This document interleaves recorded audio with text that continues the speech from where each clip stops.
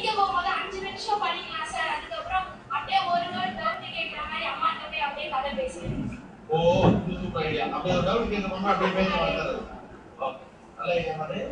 Maximum 2 answer படிப்போம் sir. அதுக்கப்புறம் எப்போ இந்த டேர்ம் முடிப்போம், எப்போ புக்கு தூக்கி போடலாம் அப்பதான் சார் தோணும். ஒரு 2 ஆன்சர் படிச்சோன்னே 5 நிமிஷத்துக்குள்ள டயர்ட் ஆயிடுறீங்களாப்பா?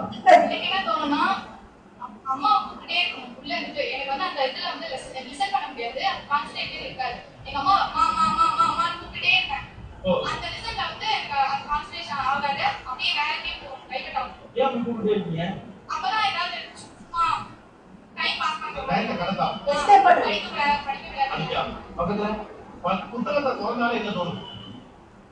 புத்தகம் திறந்தாலே என்ன அடுத்த என்ன ஃபங்க்ஷன் வருது, எப்போ நம்ம வெளில கூட்டிட்டு போவாங்க, எப்போ வெளியில அப்பா வர போகலாம், தம்பி நம்ம படிக்கலாம், தம்பி டிவி பார்த்துட்டு இருக்கா, என்ன நியாயம் இது அப்படிலாம் தோணும்.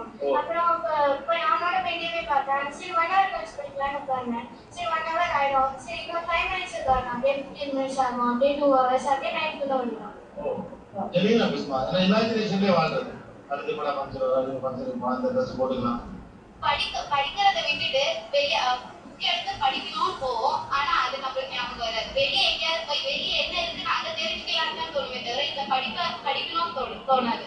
வெளியே போகணும்னு தோணும்.